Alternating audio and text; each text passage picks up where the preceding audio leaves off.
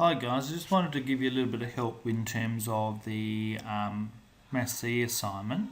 So I just want to show you just a bit of a summary of what I did in the past. So really the assignment's raced around the equation y equals a sine b, t takes c plus d.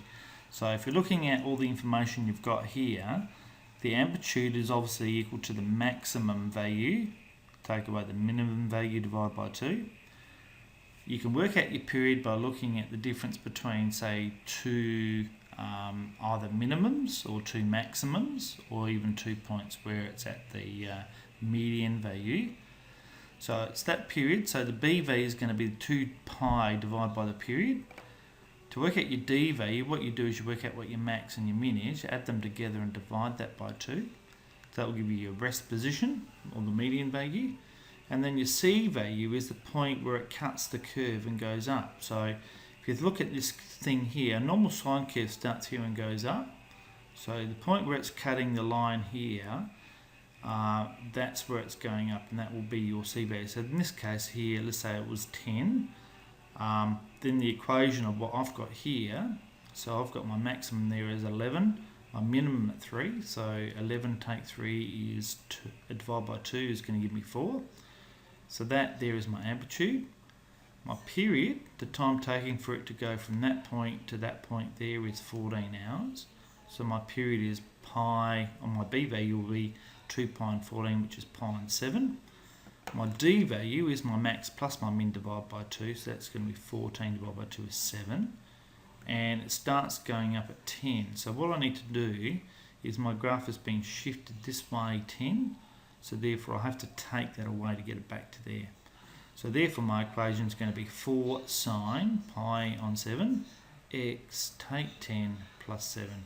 Now you can bring the pi on 7 into the brackets, and that's probably what you'll need to do when you start working on the calculator with that. Now there's another example of what you could do in terms of working on your graphics calculator. There's 2 examples there for you to have a look at.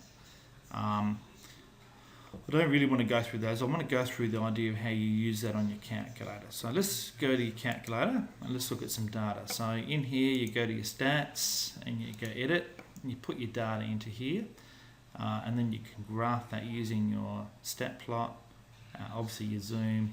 So here I've got my data in there. So I'll turn that, it's list number 1 and 2. I'll go my zoom, and 9 will do zoom stat, and that's my data I get. Now the first thing you do on your calculator is you can go down to a thing called calc. You go to your sine reg. Alright, so iterations, let's leave that at 3. You've got list number 1, list number 2. Alright, and then we can also go to our stored thing over here, and we can store that in bars, and we'll store that in function number y1. Okay, and then we can calculate that. So that will actually do our model for us, and then if we graph that, that will show you how our model goes compared to the data. Alright, so you can see it's got a dampening effect there. So that's obviously a pretty good model, and you might want to use that model if you are doing some other questions in the assignment. Now, part of this is to actually work out what the equations for yourself.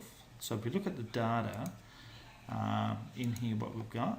So when we start looking at the height there, okay, so it's about 0.4, 0.5. The maximum height you're getting to is about 1.4. Okay, so I think the difference between those, if you're looking at your data, is about 1. So I'm thinking 1 might be my median value. Okay, now the time taken for you to get from that min to the next min is about 0.6 to 2.5, so that's about 1.9. From 3, from there at that point there is 2.5 to the next bit, which is about, so it's 2.5 to 4.7 is about 2.2. and then the next bit from there to the next min is 4.7 to 6.7, which is about 2. So I reckon 2 is probably a good estimate for the period, for the period that you've got. Now your period is 2 pi over 2, so therefore the period of this thing here, the b value, is going to be pi. Okay.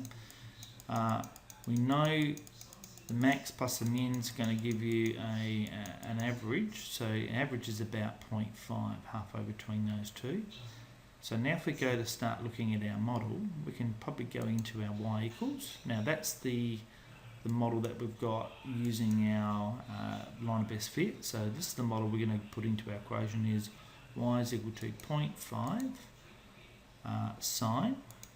Now you're going to have to put inside the bracket there. So what we're going to do is we're going to put this particular function here, we're going to use pi x. Now it's going to take, now what we also need to do, we haven't found the c value, have we? So what we're going to have to do there, if I just quit out, I won't worry about doing it. Now halfway between these two things here is a line which is in fact the median value is at 1.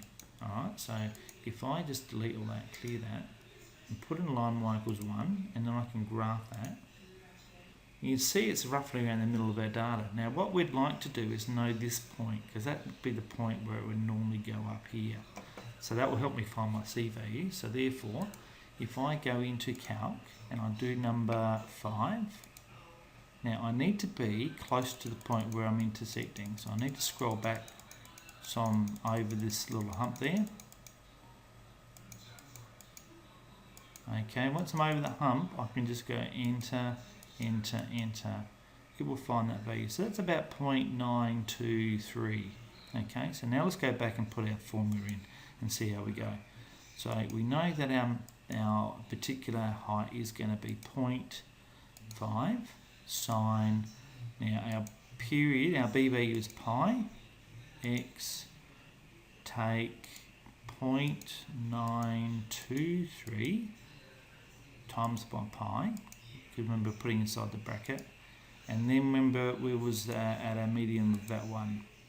Alright, so now we've got our data there. We can graph that now and see how we go. So that's our original curve that was a line of best fit, and this is the model that we're coming at, we just found.